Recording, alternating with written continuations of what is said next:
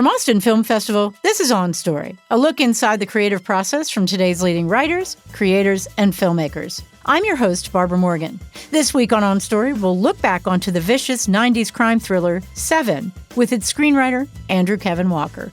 It was my love letter to New York City at the time. It was a culmination of like, God, this is blowing my mind on a daily basis. And you really could see a deadly sin on every street corner. I just thought, what if there was this lunatic who was oversensitive about all this stuff? On Story from Austin Film Festival. We'll be back in a moment. Hey, podcast listeners. I'm your host, Barbara Morgan, and you're listening to Austin Film Festival's On Story podcast. This week on Story, we're joined by Andrew Kevin Walker for a retrospective on the cat and mouse psychological crime thriller, Se7en. Directed by David Fincher, Se7en stars Brad Pitt and Morgan Freeman as two big city detectives hunting a depraved serial killer whose crimes are based on the 7 deadly sins. Se7en was screenwriter Andrew Kevin Walker's first script to be sold. Walker has continued writing and producing in the crime, thriller, and sci-fi genres throughout his career. Walker wrote the script for 8mm, which follows a private detective investigating a snuff film which may depict a real murder. Walker collaborated with David Fincher again on the 2023 film The Killer. His writing credits also include Tim Burton's Sleepy Hollow, the animated comedy Nerdland, and the crime thriller Windfall, and many more. Austin Film Festival moderator Andy Volk sat down with Andrew Kevin Walker for a post-screening conversation on his experience writing Se7en based on a one-sentence logline, getting the script in front of director David Fincher, and working with the film's production crew to craft a version of New York City lost in time. But before we immerse ourselves in the rainy, violent cityscape of Se7en, we recommend you follow On Story wherever you get your podcasts. As a writer, chasing inspiration can sometimes feel like you're following a never-ending string of mysterious clues that lead you to a box containing, well, you know. But with their wealth of experience writing across film and television, our guests are here to give you the advice you need to solve the mystery of the blank page. Clips of Se7en, courtesy of New Line Cinema.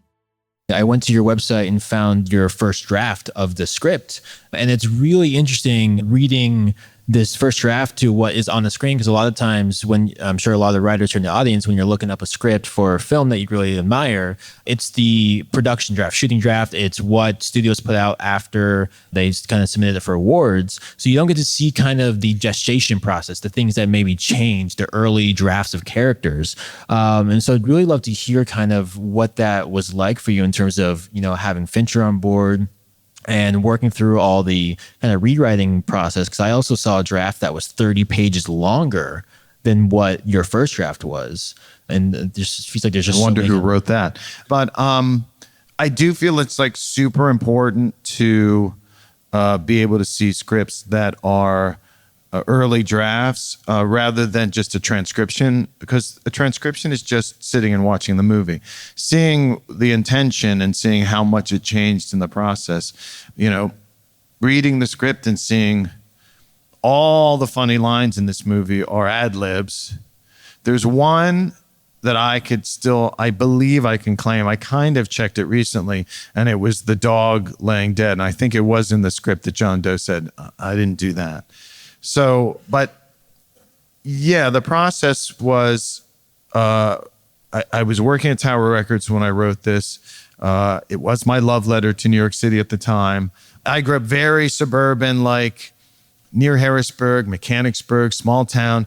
And I moved after State College, after studying film, I moved to New York City. My inspiration was like culture shock of like this crazy city that was like, you know, literally cacophonous. You know, a lot of the stuff was inspired by, you know, like this, when you see Somerset trying to go to sleep and listening to the metronome was just an expression of like this nonstop onslaught of living in a big city and hearing the other people upstairs. So it was a culmination of like, God, this is like blowing my mind on a daily basis. And you really could see, and you still can, depending on what town you live in, a deadly sin on every street corner, or if you look hard enough, we all see it, and they were set forth as these things that should be punished. And I just thought, what if there was this lunatic who was oversensitive about all this stuff that seems very, it just drove him to an extreme. But it was really living in New York City that, and then wanting to write a thriller that would be very forensically detective-y, kind of fun, but also grim. I very much am the expression of where I was at when I wrote this. It all comes from Tracy. That's where my head was at. I certainly wasn't going to change the world like Mills, and there was a lot of pessimism. And it's interesting because Somerset's cynicism is a lot stronger than I thought it was. So I guess mine was too. But I knew what I wanted it to be, and again, my advice is write the movie you want to see. There was no way to be writing this and thinking, boy, the world will be beating down my door to, make this movie with the most depressing ending on the face of the earth.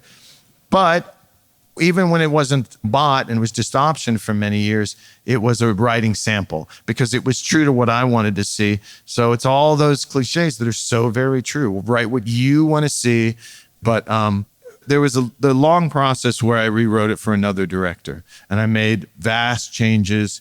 I got rid of the ending. It was completely different, but because it was one of my very first jobs, I was dutifully serving the director's vision. Thankfully, that director's vision didn't come to pass. Some time went by, and this is over the course of like 5 years, which seemed a long time at the time, but obviously wasn't. But Fincher came into the process when it was after Alien 3, they accidentally sent him my first draft. He started having a conversation with them on the phone about certain boxes in certain fields. And they were like, oh, no, we sent you the wrong draft.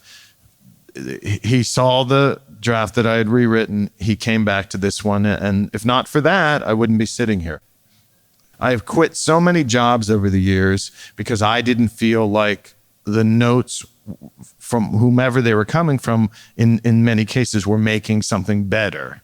I famously have never seen 8mm. It's one of the reasons why I have the first draft up on my website, andrewkevinwalker.com, plug, just so that I can show you what I meant to do.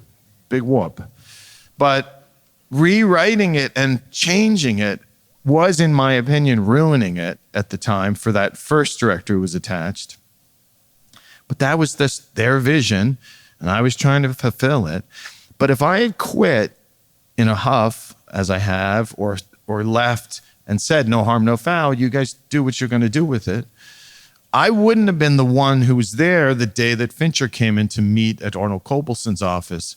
So I wouldn't be sitting here, and et cetera, et cetera. I mean, they would have been a couple writers down the line, maybe, and that would have maybe been the writer that went in to meet with Fincher. So I'm betwixt and between. I can't say that you have to sometimes stand up for your vision. If I hadn't kind of compromised it, I wouldn't have been around for it to luck out that the Mike DeLucas of the world and the Finchers of the world and the Brads putting in his contract of the world's preserve the ending as intended.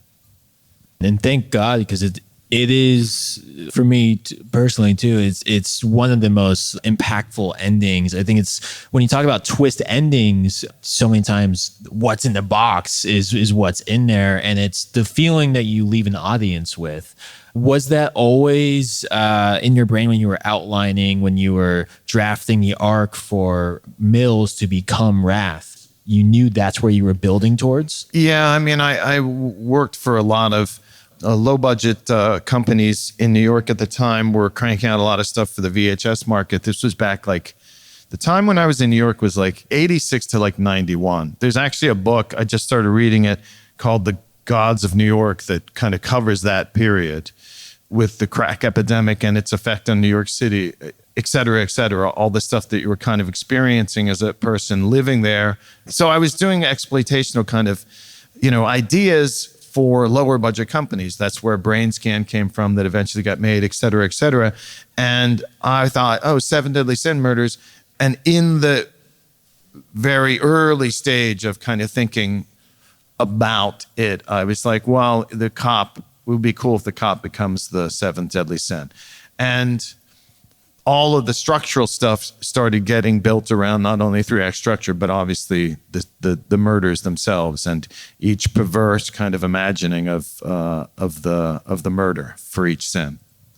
Were the 7 deadly sins, was that kind of like a framework you were working with? Did you always know that was going to be part of it, or were you looking to just kind of write something that was more just feeling out with your experiences in New York and kind of leaning into the serial killers? No, this was very much like the company I worked for wanted to do a movie called Abusement Park about murders in an amusement park, or they were working on a movie called Blood Rush, which was murders in fraternity houses.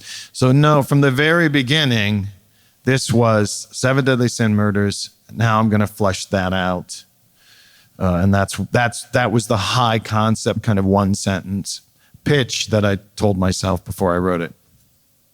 One thing that I really loved watching it and going back and reading your first draft is it's so clear that this film takes place in kind of a city that's lost in time. It's very vague about when it takes place. There's different kind of levels of technology, of behaviors, of icons. There's no landmarks in the city. And I think that's kind of what has made it persist throughout the years, is that it feels like it could exist in so many different times and feelings. And so how did you kind of approach creating a city that was so textured like that gave so much, in a way, life to what they were going through? I mean, so much that just has to do with the production design, obviously, and the mere simplistic, overly kind of pretentious notion of not naming the city, just going, it could be your city.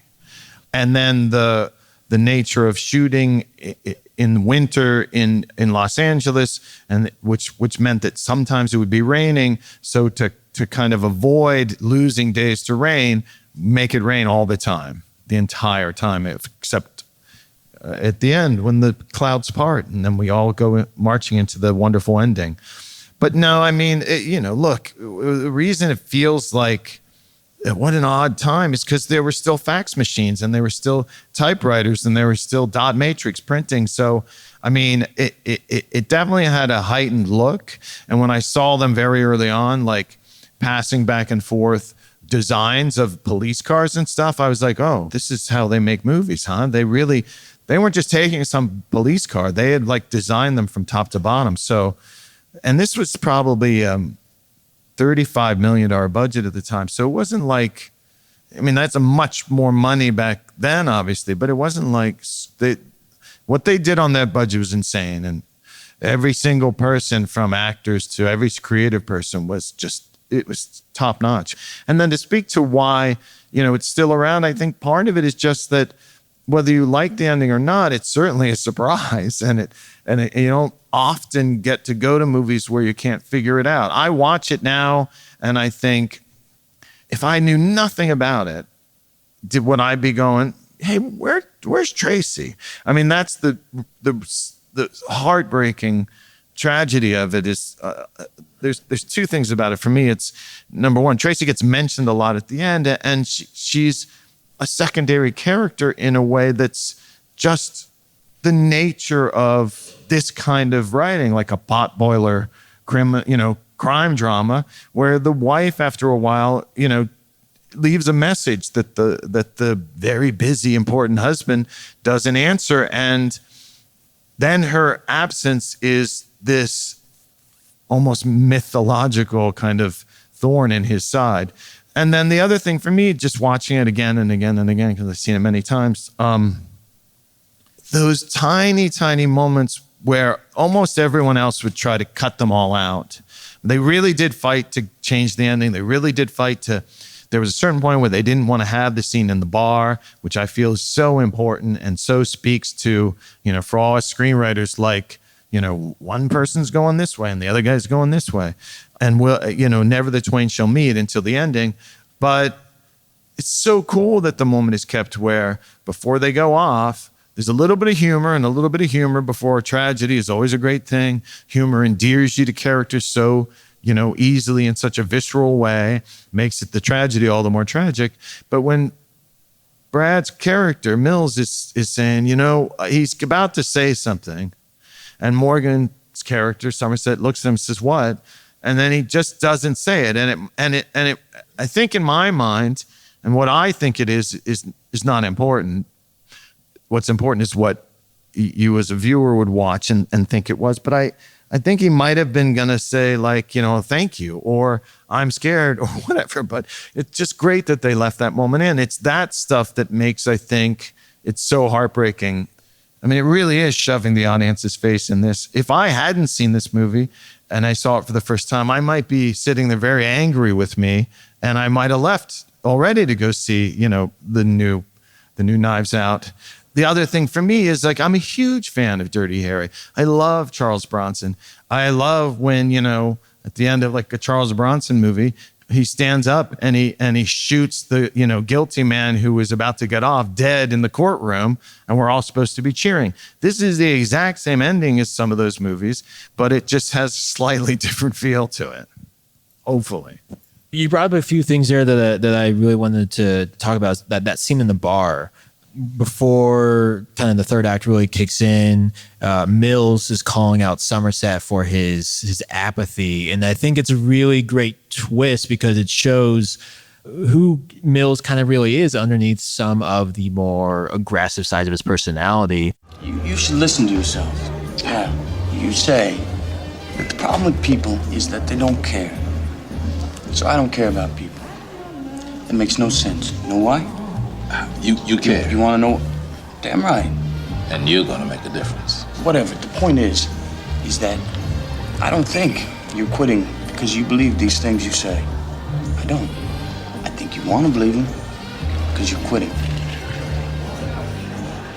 You want me to agree with you, and you want me to say, yeah, you're right. It's all up. It's a mess. We should all go live in a log cabin. But I won't. I won't say that. I don't agree with you. I do not.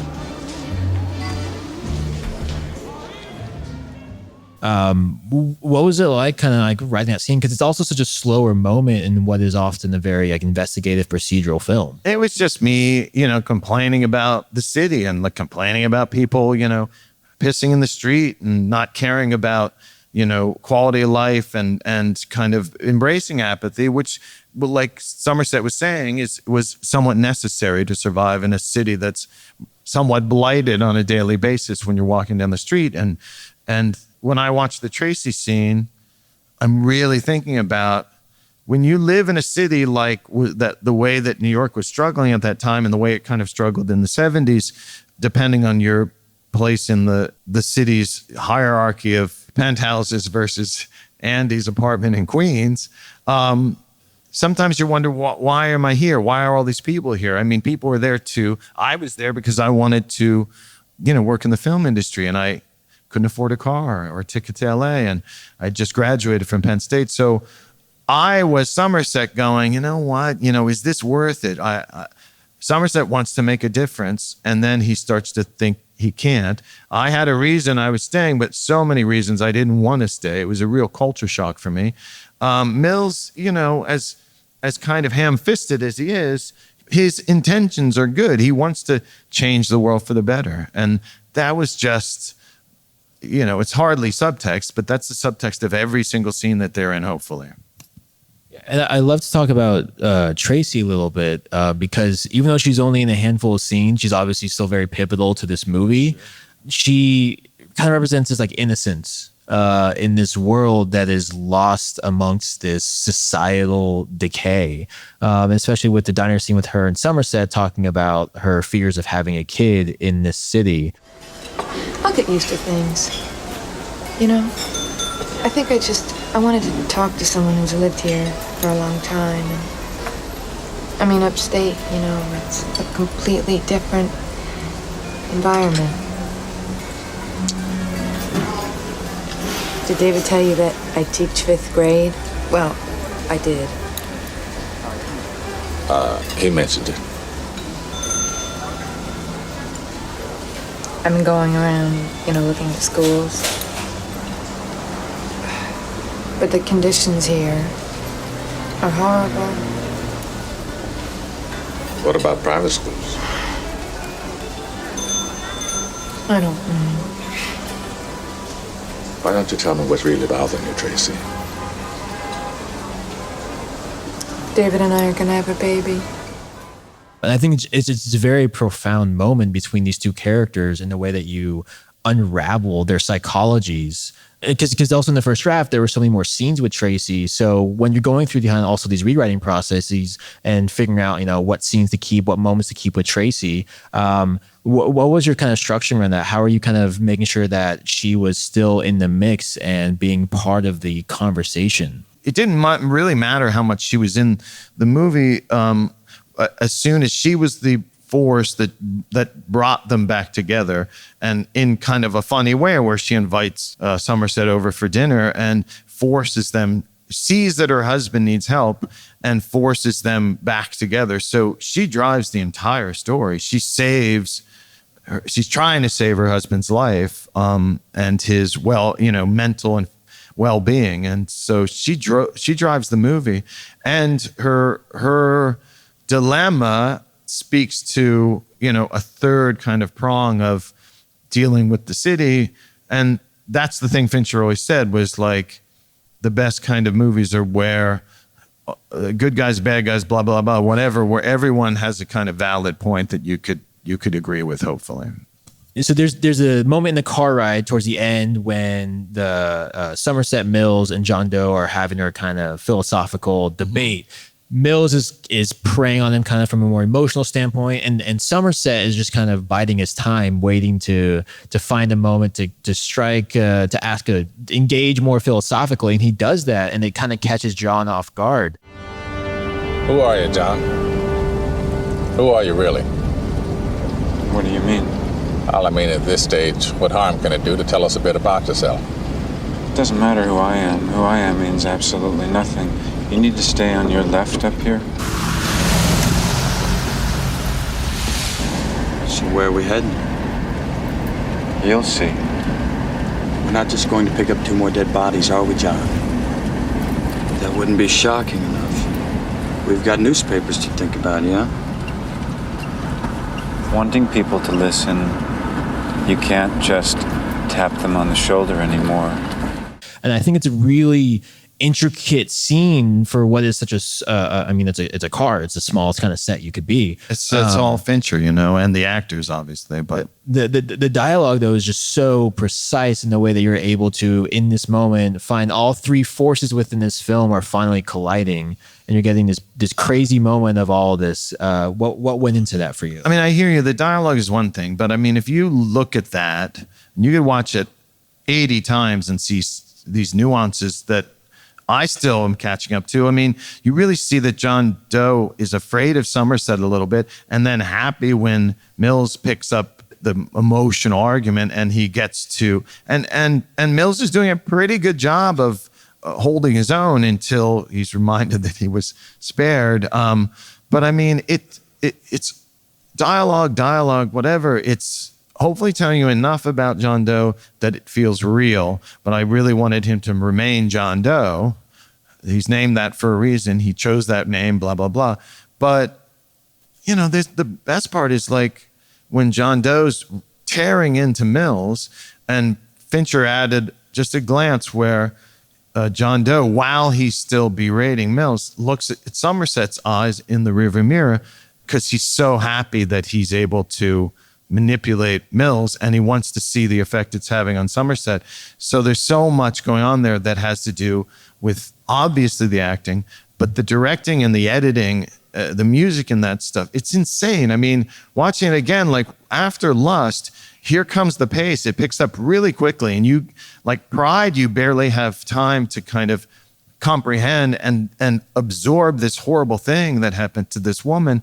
The blood is still fresh. Then, yay, they're going to catch him. No, he turned himself in. It's always been the point to kind of pull the carpet out from under. But it is a long, long car ride that hopefully is riveting because of Fincher, is my opinion. The actors and Fincher. On Story is brought to you in part by the Alice Kleberg Reynolds Foundation. a Texas family providing innovative funding since 1979. On Story is also brought to you by Bogle Family Vineyards, 6th-generation farmers and 3rd-generation winemakers based in Clarksburg, California. Makers of sustainably grown wines that are a reflection of their family values since 1968. The project is supported in part by the Texas Commission on the Arts. This show is produced by myself, Barbara Morgan, Elizabeth Mims, and Emily Locke. Our associate producer is Freya Neely, and our editor is Anna Kolarova. Music is by Brian Ramos. Copywriting by Mazzy Smallwood. Production assistance comes from Dennis Moniger, Travis Kennedy Sound, Phil Mazzetti, and KUT 90.5 in Austin. Go to austinfilmfestival.com to learn more about Austin Film Festival and Conference each October. Until next time, I'm Barbara Morgan, and this has been Austin Film Festival's On Story.